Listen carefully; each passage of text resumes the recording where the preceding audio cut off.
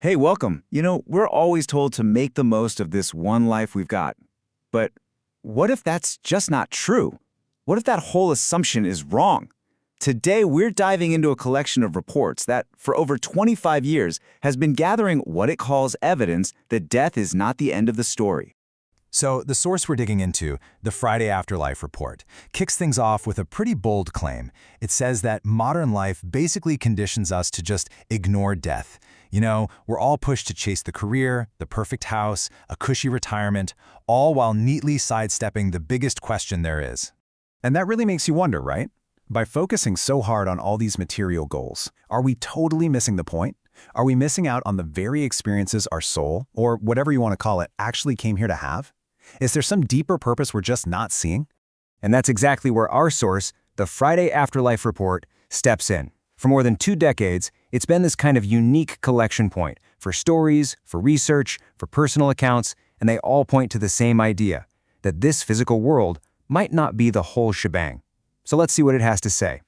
So, how does the report even start to build this case? Well, it begins by arguing that our modern way of looking at the world has created a kind of spiritual hole, and it all starts with a word we know all too well: materialism. The report pulls out this really sharp definition from a spirit teacher named Silver Birch. And it's not just about, liking nice stuff. It's talking about a worldview where getting more things and more money becomes the main goal, often pushing aside any real care for other people, or even for the planet itself. And what's the end result of all that? Well, the report points to consciousness researcher Dr. Dean Radin, who says that in this kind of system, nothing really has any deep meaning. We stop thinking of ourselves as citizens who are part of something bigger, and we just become consumers, always on the hunt for the next thing to buy. Okay, so if materialism is the problem, a world without meaning, how does the Afterlife Report suggest we fix it? Well, it brings in its first huge area of evidence: reincarnation. The idea that maybe, just maybe, we've done all this before.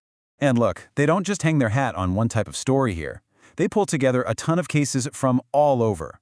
Little kids who have these incredibly vivid and sometimes verifiable memories of past lives, people who undergo hypnotic regression and recall stunningly specific details, and even memories from before they were born. Let's get specific for a second. Take this story about pre-birth memories. It's from a book called Cosmic Cradle, and it describes a 3-year-old girl who apparently remembered being in her mom's womb, but deciding, nope, not the right time. A year later, she was conceived again. It's just one of many accounts that totally challenges how we think about when consciousness even starts. And we're not just talking about vague, fuzzy feelings. The reports really highlight cases like Jenny Cockles. She was an Englishwoman who had these persistent memories of being an Irish mother named Mary Sutton, who died young. And get this, driven by these memories, Cockle apparently managed to find Mary Sutton's actual surviving children, who were just floored by the intimate details she knew about their family. All right, so beyond past lives, the report explores a whole second category of evidence. And this is all about experiences where consciousness seems to straight up leave the physical body during this life.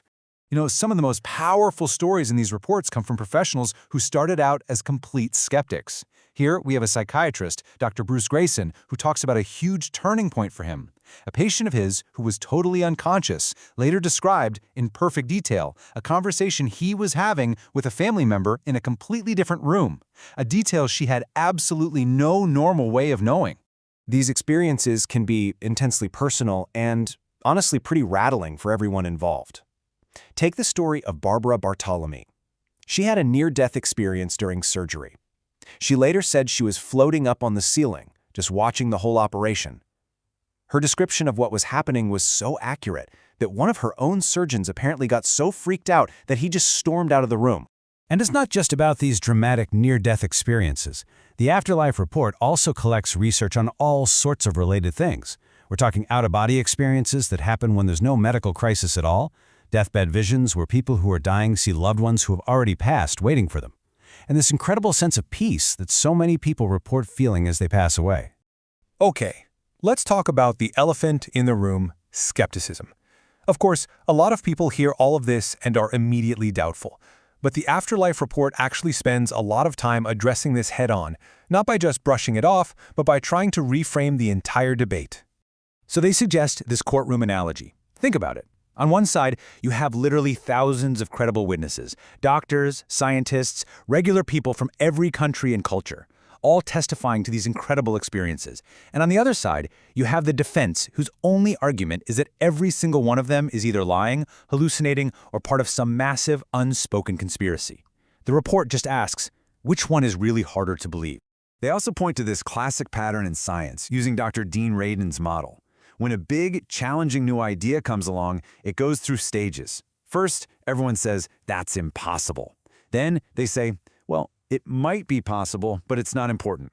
After that, they realize, actually, this is really important. And finally, the original critics say, yeah, I thought of that first. The real question is, where are we in that cycle right now with afterlife research? Now, there is a more sophisticated, skeptical argument out there, called the super psi hypothesis. Psi is just a term for psychic phenomena. So this theory basically says that a medium isn't actually talking to the dead. Instead, they're using this incredibly powerful subconscious form of telepathy, a kind of super psychic ability, to pull information straight from the minds of living people, or even from some kind of universal library of information. So how does the report push back against that? Well, it points to studies where these mediums actually do really badly on standard telepathy tests, which suggests their skill isn't about reading the minds of living people. And it also highlights cases where mediums have revealed information that literally no living person knew at the time, like where a lost will was hidden, which could only be proven right later. So after exploring all this evidence, all the debate, the report gets to its final and really its most important question. If there is more to life than just what we can see and touch, what does that mean for how we live our lives right here, right now? And this is really the heart of it all. The ultimate takeaway isn't to get obsessed with what happens after we die, it's to completely reevaluate how we live now. If you start to see yourself as an eternal being, suddenly the mad dash for money and status starts to seem a little less important, and things like compassion, kindness, and forgiveness become everything, because those are the things you take with you. And just think about the ripple effects that could have on a global scale. Dr. Walter Simkel makes this powerful point. If we really, truly believed that our soul could be reborn into any race, any religion, any nationality, it would completely dismantle the us versus them thinking that fuels so much conflict. It could be a foundation for a more peaceful world. And that's really where we're going to leave it today. The Afterlife Report doesn't claim to have all the answers or some definitive proof, but it does present a pretty compelling case for asking some much bigger questions. So the final thought we'll leave with you is this. If you knew with 100% certainty that this life was just one chapter in a much, much longer story, what would you do differently today? Thanks so much for joining us.